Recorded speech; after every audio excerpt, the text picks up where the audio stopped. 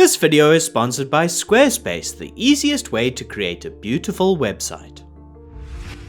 When you think of the early days of film, black and white images will likely come to mind, with cinematic worlds exclusively portrayed in monochromatic shades of grey.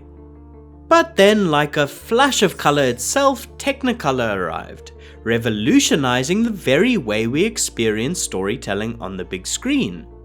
From the lush, saturated landscapes of The Wizard of Oz, to the exquisite palettes in the red shoes, it became more than just a tool, it became a symbol of cinematic magic. Let's explore the technical evolution and history of Technicolor, and look at how this groundbreaking process brought hues to life, transforming filmmaking forever. At the start of the 1900s, when filmmaking was still in its infancy, a few technical innovators such as Edward Turner began toying with the idea of creating a 35mm color print. However, these early experiments were few and far between, until around 1909, where the first major color cinematography process, called Kinemacolor, was invented in Britain. After commercial use faded in 1915, it was followed by Technicolor. But how exactly did this technology work? Technicolor sought to almost magically create a color image, while using the black and white film which was available at the time. The first iteration, which was called Process 1, used a two-color system. Basically, it recorded each frame twice, on one roll of 35mm black and white film, behind a green filter and a red filter. This was done by a specialist Technicolor camera, which was initially manufactured by the Waltham Machine Company before it was taken over by Mitchell, who dominated early camera manufacturing. To record these two moving images at the same time, this Technicolor camera used a beam splitter, where light entered the lens and was then diverted into two areas through different gates using optics. This allowed two images to be individually exposed to light and recorded next to each other on the same strip of film. Later, a film print could be played back by a special projector with two lenses, one with an aperture which created a red tinted image, and the other with a green aperture. When these two different colored images were positioned correctly so that they overlapped each other on the projection screen, they produced very rudimentary moving color footage. Because just two colors were combined, early Technicolor could only produce a very limited range of colors. They chose red and green because they wanted to prioritize skin tone colors and greener foliage, however at the expense of not capturing other hues like blues or purples. Combining these two projected images was called the Additive Color Process. However, it came with many technical glitches, such as the projector technician needing to very frequently recalibrate and reposition the alignment of the projector lenses. This first process never really took off. However, it did send Technicolor back to the drawing board to develop process number 2. Rather than changing the two-color camera system, Technicolor Process 2 decided to alter how the film projection happened. Instead of the first process's additive color, this new process used subtractive color. What this meant was that rather than projecting two separate red and green images, subtractive color combined them into one 35mm color print, which could be run through an ordinary projector.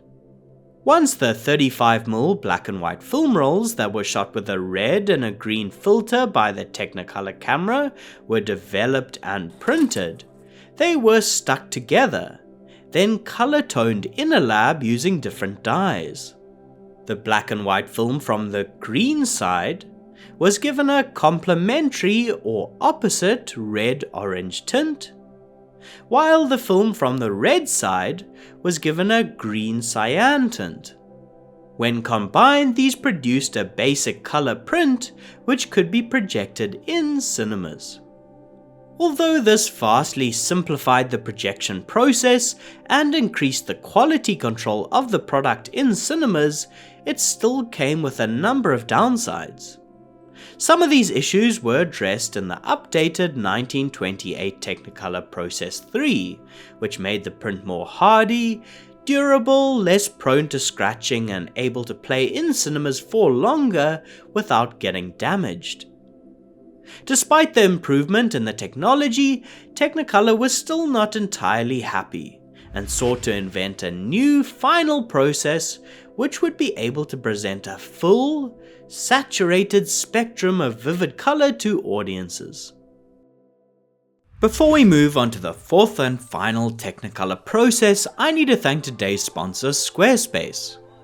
In today's online world, every freelancer, and especially every filmmaker, needs to have a website. I set up a site for both my cinematography work and my YouTube channel with Squarespace.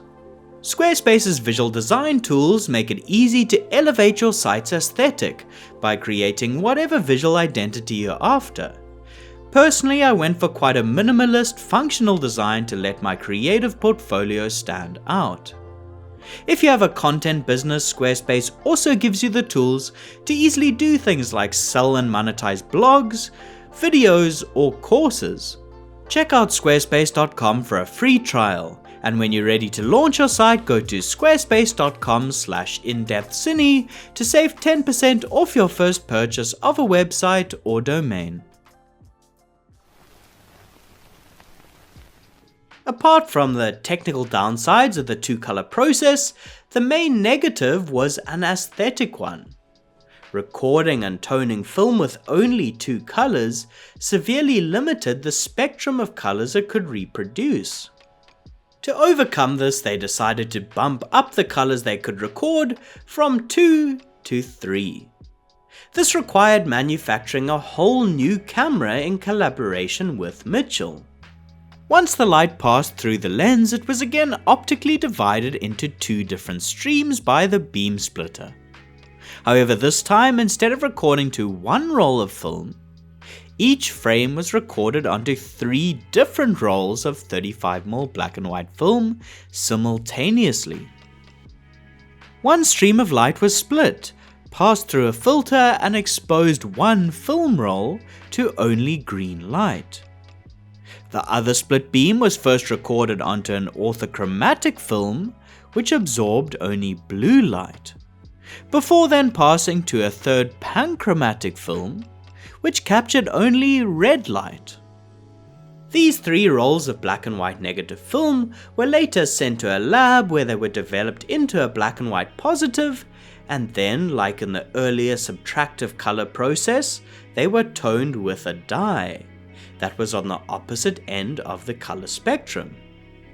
So the black and white film exposed to red light was given a cyan dye, the image recorded with blue light given a yellow dye, and the green light image toned a magenta color. When these cyan, yellow, and magenta toned images were combined into one, they produced a much more accurate reproduction of color, closer to what the human eye sees, being able to capture tones which before weren't possible, such as blues and many other colors in between. The first notable use of this 3-color process, which showed off its broad range of color capture, was on the Disney animated short Flowers and Trees.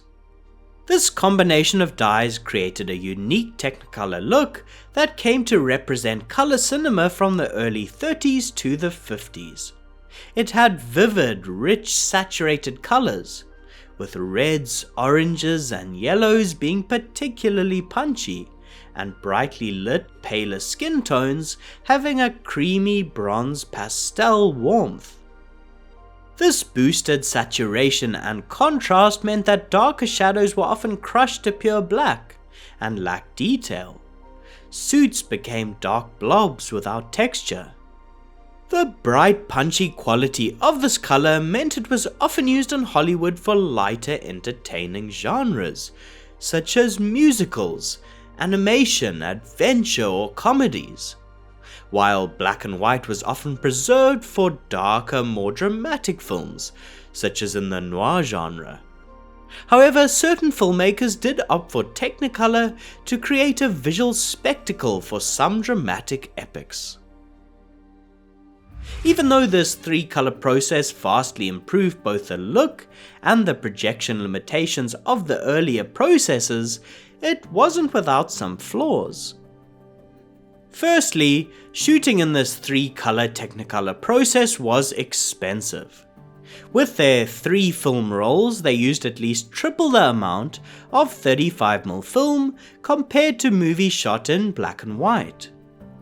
Additionally, this process required more complex processing work in the lab to develop the film and to make the color projection print. Film studios also couldn't buy their own 3-color Mitchell cameras, but were instead forced to rent them from Technicolor along with one of their camera technicians and color supervisors, who made sure that the hues of the costumes and sets in front of the camera didn't push the camera's limitations. Technicolor was therefore often reserved for higher budget films, or occasionally only used for a few select set pieces, with the rest of the movie shot in black and white. Apart from the cost, cinematographers and crews were also challenged. Due to the prism system that split the light beam, along with the low speeds of the black and white film stock of the time, they had to rate the film incredibly low, at around a mere 5 ASA. This required an enormous amount of light, especially when lighting large sets. This light usually came from carbon arc sources, which ran so hot that they would smoke, raising the temperatures on sets to extreme heights. Another practical downside was sound. When 35mm film runs through a camera, it makes a whirring sound. Having 3 times the amount of film pass through the camera made these cameras very noisy, so much so that you couldn't record sync sound with them without using what was called a blimp, a cover that dampens the camera noise. The blimps for these Technicolor Mitchell cameras were outrageously big, and made moving this heavy hunk of machinery around much more difficult than with a standard Mitchell camera. 3-color Technicolor had a great run from the early 30s to the mid 50s, shooting many iconic Hollywood films. However, the death of Technicolor was inflicted by Kodak in the early 50s, with the invention of 35mm motion picture color negative film.